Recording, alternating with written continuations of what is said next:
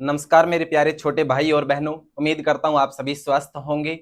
अभी हाल ही में अपनी कृषि परीक्षक का एग्जाम हुआ है और आंसर की मिलाने के बाद मुझे पता है कि बहुत सारे विद्यार्थी निराश है, जिनके नंबर कम है। मन में कई सारे सवाल चल रहे हैं, सर अब क्या करूं? क्या मेरी मेहनत बेकार गई? घर वालों को क्या मुंह दिखाऊंगा? मैंने इतने साल तैयारी की, इतने महीने तैयारी की। तो याद रखिएगा, सबसे पहले तो एक गहरी सांस के साथ सोचिएगा। मेरी एक बात हमेशा याद रखना, कोई भी एक परीक्षा आपके भविष्य का अंतिम फैसला नहीं कर सकती है। अगर नंबर कम आए हैं तो इसका मतलब यह नहीं है कि आपके अंदर काबिलियत नहीं है। इसका मतलब सिर्फ इतना है, इस बार नीति में या समय में कुछ प्रबंधन में कुछ कमी रही होगी।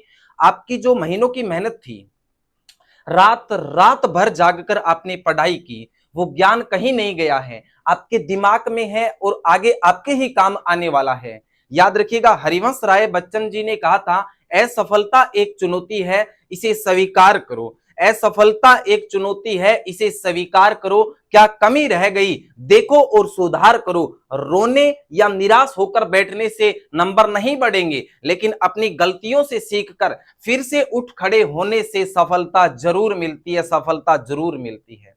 लेकिन सवाल अब यह है कि अब किसकी तैयारी करें और नई भर्ती कब आएगी? आपको पता है, अभी हाल ही में आपका 18 अप्रैल को पेपर हुआ है, तो इतनी जल्दी तो नई भर्ती आने वाली नहीं है।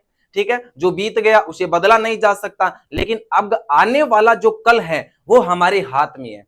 जैसे मैं बात करूं, राजस्थान के अंदर कॉमन एलिजिबिलिटी टेस्ट सीईटी, इसको अपना लक्ष्य बनाइएगा। राजस्थान में ज्यादातर भर्तियों का जो रास्ता है वो सीईटी से होकर गुजरता है। अगर आप सच में एक पक्की सरकारी नौकरी चाहते हो तो अपना पूरा फोकस अब सीईटी पर लगा दीजिएगा, इसे हल्के में मत लीजिएगा। यह आपके लिए एक मास्टर चांस है, क्योंकि जितनी भी भर्तियां जैसे पटवार हो गया, एलडीसी हो गया, इनके अंदर आपको पता है सीईटी जरूरी है।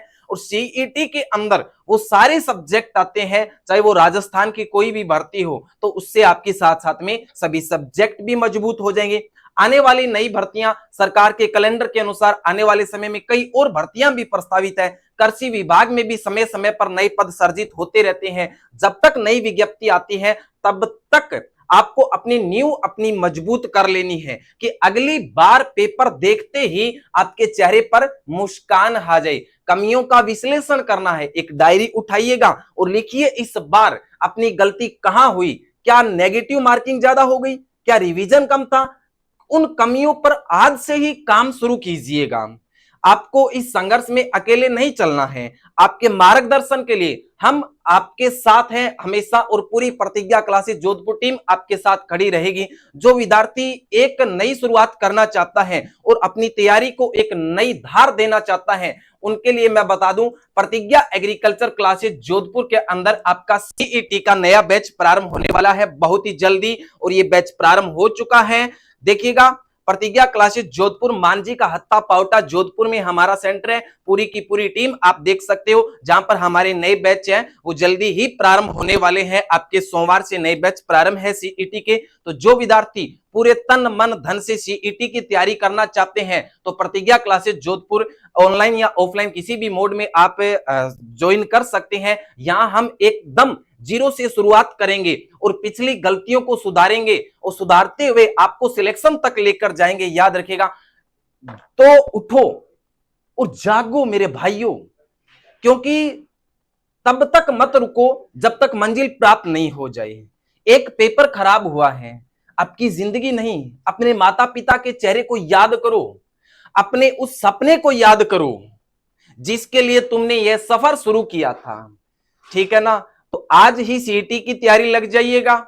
और आपको कोई भी चीज, मतलब जैसे किसी भी प्रकार की और भी कोई मन में कंफ्यूज रहता है, चाहे आपका वो किसी भी प्रकार का हो, नई भर्ती को लेकर हो, आप हमारे साथ जुड़िएगा, प्रतिज्ञा क्लासेस जोधपुर के साथ जुड़िएगा। आपका हर एक सवाल का हम जवाब देंगे। आपको नंबर कम आ रहे हैं कोई बात नहीं, लेकिन अब शुरुआत भी अपन वहीं से करेंगे जहां आपकी कमियां रही है। वो सारी कमियां अपने को दूर करनी है। कृषि परीक्षक की भी नई भर्ती आएगी, 2027 में आएगी, लेकिन समय लगेगा। तब तक क्या अपन थाली बैठा रहेंगे क्या? अपने को सीईटी की तैयारी लग जाना है, आज ही सभी को लग जाना है। ठीक है ना?